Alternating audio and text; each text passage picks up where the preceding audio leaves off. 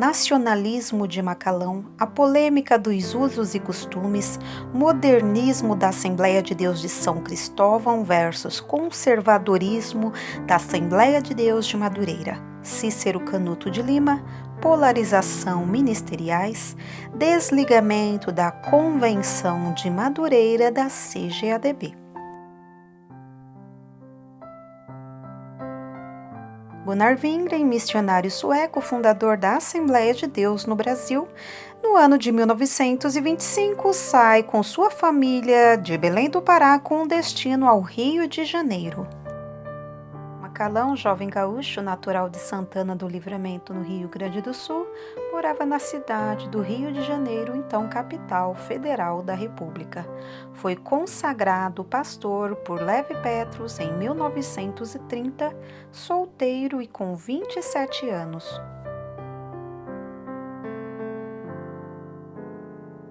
Gunnar Wingren era pastor da Assembleia de Deus no Rio de Janeiro, em São Cristóvão. Líder de Macalão, que, por razões ainda não totalmente claras, não aceitou a liderança dos suecos. Macalão, em seu ímpeto evangelístico, vai para o subúrbio do Rio de Janeiro e inicia uma igreja em Madureira. Macalão trabalhava com os mais pobres e estava longe de elevar seu ministério às classes mais altas. Como ele mesmo dizia, Jesus se apossava dos subúrbios. Wingren pastoreava a igreja em São Cristóvão, que era a igreja principal e mais rica da época.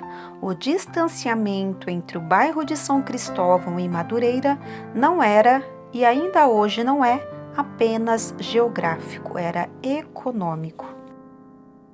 Macalão vem de uma família rica de tradição militar, portanto nacionalista. Para este perfil de pessoa, não é de fácil aceitação submeter-se a estrangeiros. No caso de Macalão, será que ele não aceitou se submeter à liderança de um jovem sueco, ou mais grave, ou de uma mulher, no caso Frida Wingren? Se considerarmos a primeira reunião convencional de 1923 a 1953, foram 30 anos de hegemonia dos suecos na liderança, mas em 1937, Macalão se tornou o primeiro brasileiro a assumir a presidência da convenção. É provável que o caldo do nacionalismo na época e as turbulências da Segunda Guerra Mundial tenha feito os suecos se afastarem estrategicamente. A sua gestão na presidência da CGADB durou menos de um ano, pois em 1938 até 1946 não houve convenção.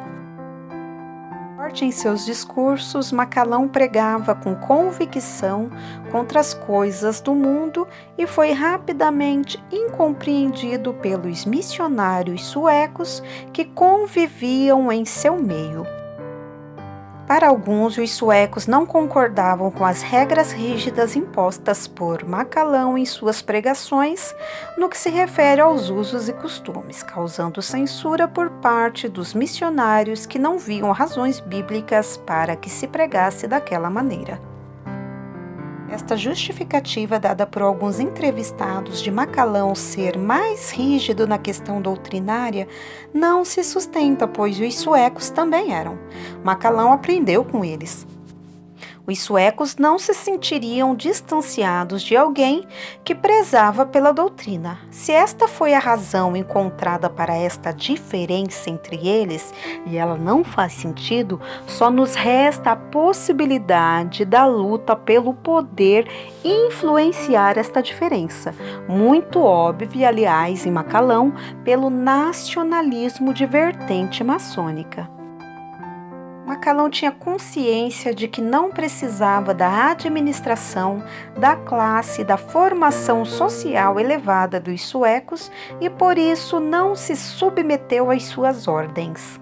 Percebe-se então como a forma de pensar diferente dos dois causaram este distanciamento. A A igreja em São Cristóvão, desde o seu início, já tem uma classe social mais abastada e projetos que no meio assembleiano se destacava. EPOI, Escola de Preparação de Obreiros, algo suspeito e proibido em muitas Assembleias de Deus em 1971. Projeto de alfabetização de adultos era tão ambicioso que, caso tivesse tido um apoio nacional, teria feito um diferencial no país. Visões bem antagônicas em relação ao crescimento da igreja. Consequentemente, os membros também tinham essas visões antagônicas, uma vez que a igreja é a cara de seu líder.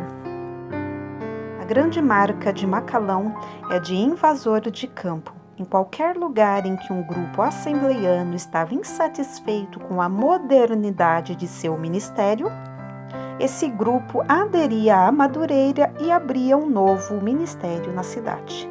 Essa fabricação de ministérios se tornou uma marca, inclusive porque em diversas cidades do Brasil há mais de um ministério ligado à Madureira.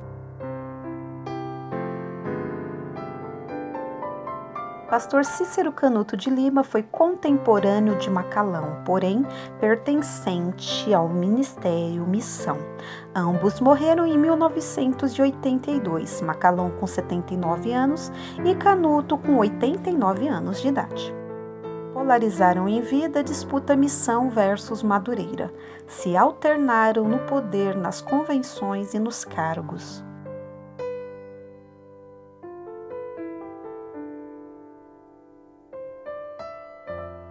O mundo bipolar da Guerra Fria, do capitalismo versus comunismo, da esquerda versus direita, chegou à igreja. Assembleiano, Missão versus Madureira.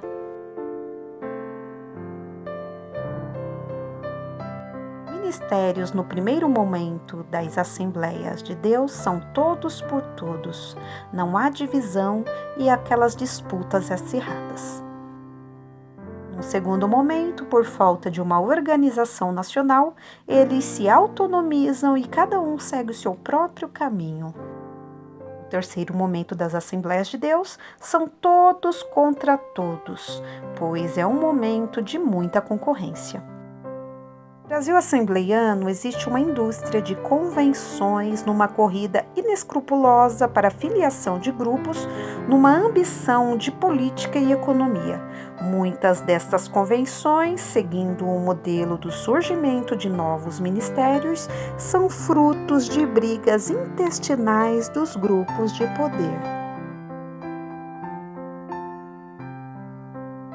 Numa casuística Assembleia Geral Extraordinária em 1988 em Salvador, o pastor José Wellington Bezerra da Costa desligou definitivamente a Convenção de Madureira da CGADB.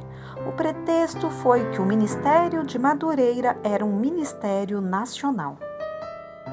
Há quem diga que a CGADB tentou interferir no processo de crescimento da Convenção de Madureira, que assustava por sua coesão em todo o território nacional, culminando na existência de que a mesma deveria diluir-se, o que não foi aceito, acontecendo assim a separação administrativa da Convenção de Madureira da CGADB. Diante disso, a Convenção de Madureira organizou uma nova entidade, hoje com cerca de 2 milhões de membros no Brasil e no exterior.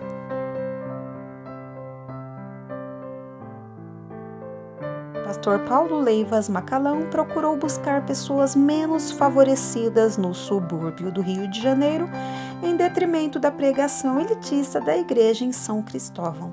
Assim ocorreu o afastamento entre as duas partes.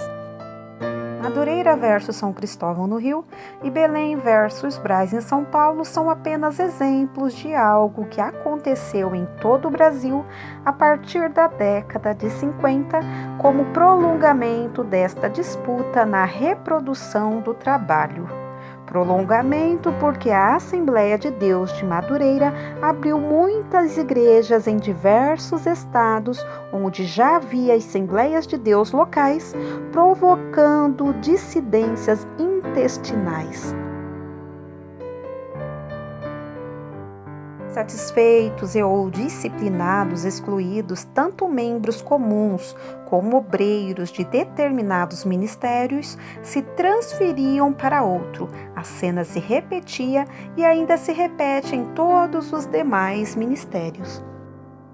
Os nomes que apareceram na liderança das igrejas sedes em 1930 se tornaram pastores presidentes com cargo vitalício, poder absoluto inconteste, igreja em amplo crescimento financeiro, social, igrejas filiadas às centenas. Esta é a trama de cargo, poder, dinheiro, status, rivalidade que reproduziu cismas irreversíveis ao longo da história das Assembleias de Deus.